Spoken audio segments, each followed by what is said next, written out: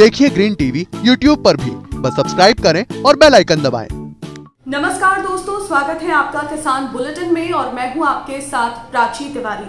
खेती किसानी और ग्रामीण भारत की बड़ी हेडलाइंस पर नजर डालेंगे, लेकिन उससे पहले मैं आपको बताना चाहूंगी कि जैविक किसानों के लिए सुनहरा अवसर ऑर्गेनिक इंडिया लाया है धरती मित्र पुरस्कार।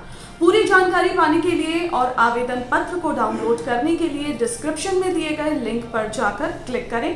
तो चलिए अब नजर डालते हैं आज की बड़ी हेडलाइंस पर।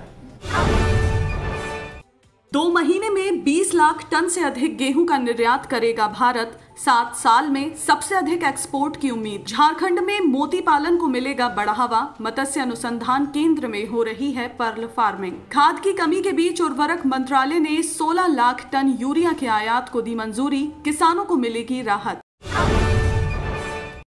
अगले 2 महीने में भारत 20 से 25 लाख टन गेहूं का निर्यात कर सकता है। जी हां, इस साल भारत से काफी मात्रा में गेहूं का एक्सपोर्ट हो रहा है। एक अनुमान के मुताबिक इस साल भारत बीते 7 सालों में सबसे ज्यादा निर्यात कर सकता है। इसके पीछे की वजह यह है कि दूसरे देशों के मुकाबले भारतीय गेहूं की कीमत प्रतिस्पर्धी बनी हुई है और इसी कारण यहाँ के गेहूं को खरीदा जा रहा है। अमेरिकी कृषि विभाग की विदेश कृषि सेवा ने अपनी ताजा रिपोर्ट में भारत के गेहूं निर्यात के लिए अपने अनुमानों को 45 लाख टन से बढ़ाकर 52 लाख टन कर दिया है। दरअसल आसपास के बाजारों के लिए भारतीय गेहूं की कीमत उचित लग रही है। अच्छी गुणवत्ता और मानक का गेहूं भारत वाजिब दाम में उपलब्ध करवा रहा है। इसी वजह से निर्यात के लिए नए नए सौदे अब भारत को मिल रहे हैं। इस वक्त Bharat Bangladesh, Sri Lanka, Indonesia, Philippines, Malaysia और पश्चिम एशिया के देशों को बड़े पैमाने पर गेहूं भेज रहा है। भारतीय गेहूं का सबसे बड़ा खरीदार इस वक्त बांग्लादेश है। इसके बाद श्रीलंका और नेपाल का नंबर आता है। निर्यात के लिए मिल रहे सौदों के कारण गेहूं की कीमतों में तेजी देखी जा रही है, जो फसल कटाई के वक्त यानी कि अप्रैल में न्यूनतम समर्थन मूल्य से काफी कम थी। कटाई के वक्त किसानों ने 1500 रुपए प्रति क्विंटल के भाव पर गेहूं बेचा था, लेकिन फिलहाल इसकी कीमत 1950 रुपए प्रति क्विंटल के आसपास है। झारखंड में मछली पालन में तेजी आने के साथ ही अब मोती पालन पर भी विभाग की तरफ से खासा जोर दिया जा रहा है। इसके जरिए ग्रामीण महिलाओं को आत्मनिर्भर बनाने की तैयारी चल रही है। राज्य में मोती पालन की संभावनाओं को देखते हुए धुर्वा के शालीमार स्थित मत्स्य अनुसंधान केंद्र में पायलट प्रोजेक्ट के तौर पर पर्ल फार्मिंग की जा रही है। आपको साथ ही बता दूं कि साल 2016 में central institute of fresh water agriculture Bhubaneswar के वैज्ञानिकों द्वारा प्रयोग के तौर पर फ्रेश वाटर में मोती उत्पादन की विधि विकसित की गई थी। तो इसके बाद साल 2018 में पहली बार मत्स्य अनुसंधान केंद्र में रांची में पायलट प्रोजेक्ट के तौर पर मोती पालन की शुरुआत की गई थी। शालीमार में फिलहाल सिर्फ उत्पादन पर ही अभी फोकस किया जा रहा है। अगर इसके परिणाम बेहतर आते हैं तो फिर राज्य की ग्रामीण महिलाओं को इससे बड़े स्तर पर जोड़ा जाएगा। आपको बता दें कि मत्स्य अनुसंधान केंद्र स्थित तालाब में पायलट प्रोजेक्ट के तौर पर नवंबर 2018 में 2000 सीप डाले गए थे। 2000 सीप में न्यूक्लियस को डालकर पानी में डाला गया था। फिर जब मार्च 2020 में उनकी हार्वेस्टिंग की गई तो उसमें से 1400 मोतियों का उत्पादन हुआ था। इसके बाद अब 4 यूनिट में करीब 52,000 सीप डाले गए हैं। सर्जरी के बाद न्यूक्लियस प्रत्यारोपित कर प्रत्येक यूनिट में करीब 13,000 सीप और डाले गए हैं। इनमें मोती तैयार होने में अभी करीब 12 से 15 महीने का समय और लगेगा। देश में खाद की कमी के बीच किसानों के लिए राहत भरी खबर है।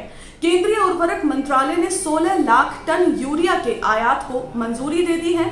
मोदी सरकार के इस फैसले से खाद की कमी से जूझ रहे किसानों की परेशानी दूर होने की उम्मीद है। देश में अभी रबी फसलों की बुआई चरम पर है और अलग अलग राज्यों से किसान खाद की कमी की इस वक्त शिकायत भी कर रहे हैं। भारत हर साल 2 करोड़ टन यूरिया का उत्पादन करता है, लेकिन घरेलू मांग उत्पादन से कहीं ज्यादा है, जिसे पूरा करने के लिए हर साल 80 से 90 लाख टन यूरिया का आयात करना पड़ता है। सरकार समय समय पर यूरिया की आवश्यकता, मांग, आपूर्ति और कीमतों का आकलन करके आयात की अनुमति देती है। देश के कुल उर्वरक खपत में यूरिया की हिस्सेदारी 55% है। क्योंकि गैर यूरिया किस्मों की लागत ज्यादा होती है, इसलिए किसान ज्यादा मात्रा में यूरिया का उपयोग करना ही पसंद करते हैं। यूरिया के 45 किलोग्राम बैग का अधिकतम खुदरा मूल्य 242 है और 50 किलोग्राम बैग की कीमत 268 रुपए है, जबकि अगर डीएपी की बात करें तो इसके 50 किलो बैग की कीमत 1200 रुपए है। तो ये थी वो खबरें जिन्हें हमने आपको बताया विस्तार से, लेकिन इसके अलावा खबरें और भी हैं, तो आइए नजर डालते हैं बाकी की खबरों पर भी। कृषि मंत्रालय के ताजा आंकड़ों के मुताबिक गेहूं के साथ ही दलहन और तिलहन की बुआई का जो रकबा है वो पिछले साल के मुकाबले इस साल बहुत ज्यादा है। वहीं मोटे अनाज और पोषक अनाज की खेती का रकबा भी बीते साल की तुलना में कम है, लेकिन अभी रबी फसलों की बुआई का काम जारी है। ऐसे में मोटे और पोषक अनाज के मामले में भी वृद्धि इस बार हो सकती है। तो कृषि मंत्रालय ने कहा है कि रबी की मुख्य फसल गेहूं की बुआई का रकबा चालू रबी सत्र में अब तक 3% से बढ़कर 138 लाख हेक्टेयर हो गया है।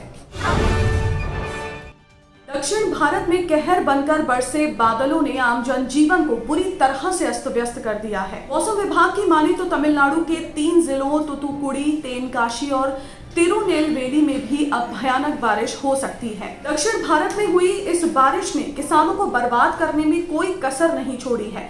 जहां एक तरफ किसान अपनी आमदनी को लेकर पहले से ही परेशान थे, बारिश ने उनकी समस्याओं को कई गुना बढ़ा दिया है। इस बारिश ने न सिर्फ किसानों का समय खराब किया, बल्कि उनके बीज, खाद, फसलें सब उजाड़ दिया, जिससे अन्नदाताओं को भारी आर्थिक नुकसान पहुंचा है। उत्तर प्रदेश के बलिया में पंचायत महरेव और गांव हसाईपुर में चकमार्ग पर जबरन सड़क बनाए जाने से किसानों में भारी आक्रोश है। दरअसल ग्रामीण अभियंत्रण विभाग द्वारा बुआई किए गए खेत से जेसीबी मशीन से मिट्टी काटकर किसानों की जमीन में ही सड़क बनाई जा रही है। ठेकेदार 2 मीटर चौड़े मार्ग को 5 मीटर चौड़ा जबरदस्ती कर रहा है, इसलिए दोनों तरफ से 1.5 मीटर किसान की जमीन को जबरन कब्जा कर जेसीबी द्वारा उस पर मिट्टी भरी जा रही है और मिट्टी भी किसानों के ही खेत से ली जा रही है। किसानों का कहना है कि सरकार सड़क बनाने के लिए अगर जमीन लेती है तो उसका मुआवजा किसानों को दिया जाता है, किसानों को या फिर नोटिस तक तो दिया जाता है, लेकिन ऐसा कुछ भी नहीं हुआ। उल्टा किसानों के मना करने पर ठेकेदार किसानों को धमका रहा है और कह रहा है कि सरकारी काम में बाधा डालने पर किसानों के ऊपर मुकदमा भी हो सकता है, जिसके बाद अब किसान धरना प्रदर्शन करने की तैयारी कर रहे हैं। आज के किसान बुलेटिन में फिलहाल इतना ही। आप स्वस्थ रहिए और अपना ध्यान जरूर रखिए। फिलहाल मुझे दीजिए इजाजत। नमस्कार। देखिए ग्रीन टीवी यूट्यूब पर भी, बस सब्सक्राइब करें और बेल आइकन दबाएं।